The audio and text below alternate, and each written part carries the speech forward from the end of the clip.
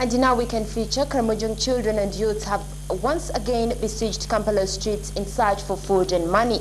During the Choga meeting season in Kampala at the close of 2007, the children had been transported back to their villages and others to Kampiringsa Children's Home. Pasca Nagit is a mother of 4 children. The harsh living conditions in Moroto have forced her to Kampala with hope of better living conditions. She has settled in Kisenyi. She said the husband is working in a grinding mill of a machine, whereby he gets 500 shillings per day. And if the husband has not gone for work, which means there's no what? There's no food in that day. As she breastfeeds her baby, who doesn't look healthy, she suffers from scabies. Pasca's case is not in isolation. The 15-year-old Christine Nyero gives another scenario with her friend Nakuti Monica, an expectant mother. We don't have what to eat. That's why I ran away from home. I came to Kampala because I was suffering. Most of the Karamojong living in Kisenyi, slums of Kampala, are young girls and boys. They mainly feed on garbage and food droppings from trucks daily. The survival of these children depends on begging. They move to the streets hoping to get money and food for survival. The parents to these children cannot support them. With other children, they have resorted to begging. They live in makeshift structures with pathetic sleeping conditions. Justin Alima has worked with Karamojong mothers for 3 years, who prefer calling her Mama Karamoja. She is the founder of St. Francis of Assisi for the week. They leave Karamoja because of famine. And some of these girls are orphans. They have nowhere to stay. They are looking for survival. They come to Kampala for survival.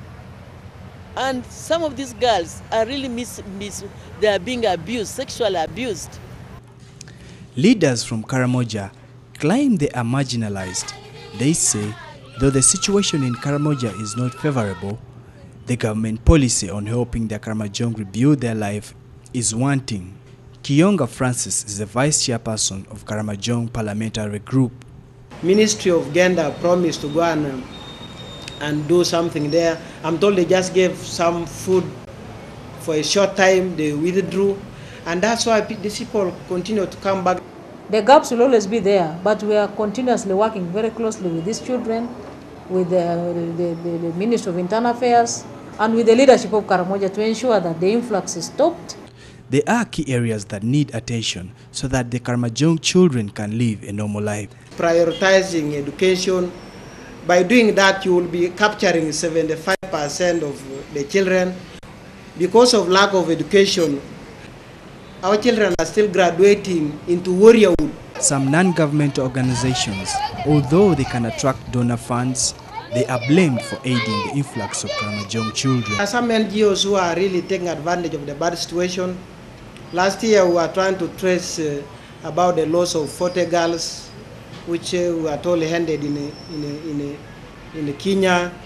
One of those NGOs we had, which we are still following up to now, is dwelling places. Although they have changed the name, the personalities are still the same, and they have really taken advantage. Parliament passed a bill called Human Trafficking Bill.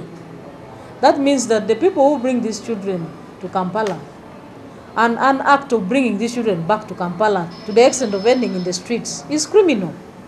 There are a number of factors that have led many children and their families to live on the streets, which calls for a unilateral commitment to solve the problem. The Department of Youth and Children in the Ministry of Gender, Labor and Social Development ought to design a policy to help the Karamojong children and youth to lead a better life. We have a multi-sectoral committee that was instituted to look into the issue of addressing the push factors of the people of Karamoja coming on the streets of Kampala.